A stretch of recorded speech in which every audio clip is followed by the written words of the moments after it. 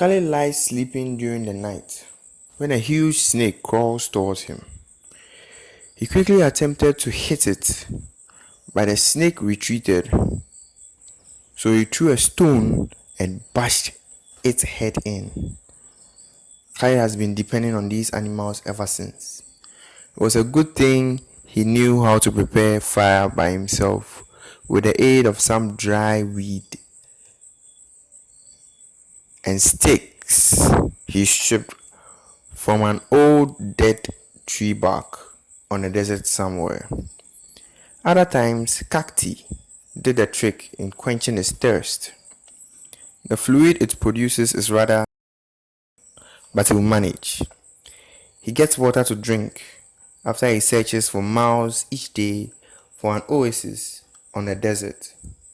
He hasn't had a bath ever, but he is gradually getting the hang over it.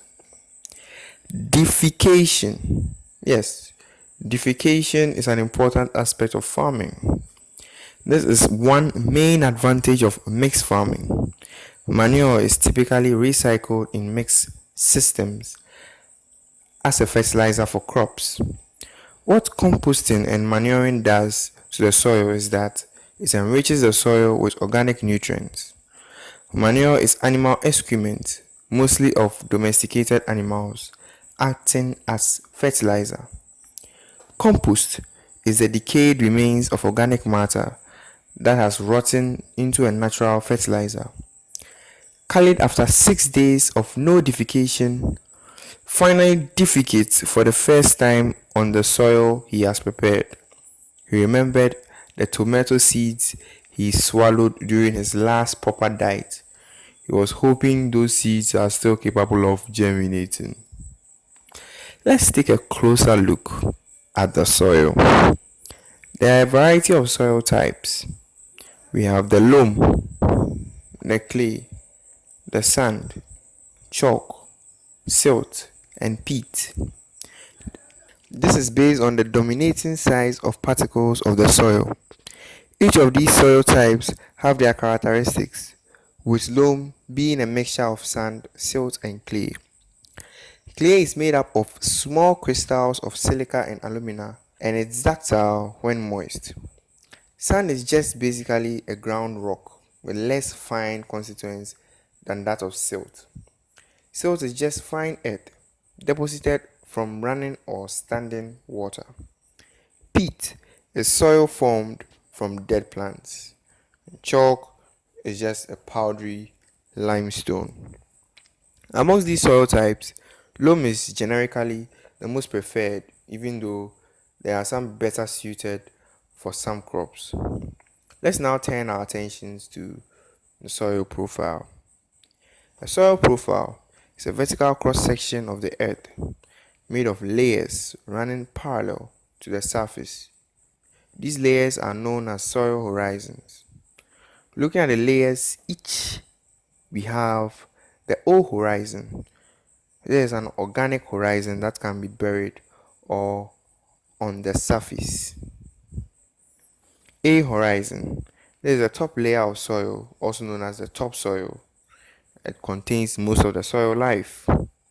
We have the B horizon, the subsoil layer that contains clays and materials washed down from the A horizon. We have the C horizon. This is the weathering rock layer. We have the D horizon, which is the bedrock layer. The E horizon, which is a surface horizon with a significant loss of minerals. And then the R horizon, there is the hard bedrock layer that is not soil. A soil horizon is a layer parallel to the soil surface whose physical, chemical, and biological characteristics differ from the layers above and beneath. To improve the quality of the soil for proper agricultural practices, a farmer should consider soil aeration. Soil aeration is the mechanism of improving the exchange of gases between the atmosphere and the soil. Through soil microbial activity and plant root respiration, certain gases such as oxygen will be depleted in the soil, while others, such as carbon dioxide, will build up in the soil. Lack of oxygen in the soil can impact plant growth negatively. A means to improve soil aeration is by tilling the soil. Tillage is the practice of breaking up the soil with tools such as the plow or the harrow to prepare for planting, for nutrient incorporation, or for pest control. It can improve productivity by warming the soil, incorporating fertilizer, and controlling weeds. Another means of improving soil quality is through watering. Soil moisture is the water content of the soil. Enough water in the soil is good for nutrient transport to the root hairs of the plant. A mulch is a material used to cover the top layer of the soil to help the soil retain moisture. These practices help, but since we find ourselves on a desert, they render the soil prone to erosion, triggering the decomposition of organic matter, releasing CO2, and reducing the abundance and diversity of soil organisms. Now, soil erosion is the detachment and movement of soil particles from the point of origination through the action of water or wind.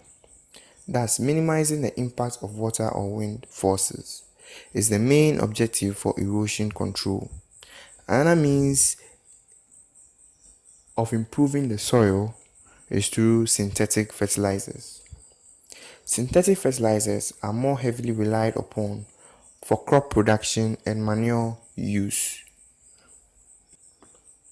For the effective distribution of nutrients for different plants, the crop should be well spaced to compensate for the roots striving for nutrients. Speaking of deficiencies, Khalid had been struggling a lot. He had to sometimes quarry rocks for water, chew grass as feed, and go hungry an entire day just wishing to see a sprout or two. He was losing his sanity and consciousness gradually. He heard some movement and so he turned and saw a camel with bags on its hemp. He took a step, took two, and fell face first onto the sand.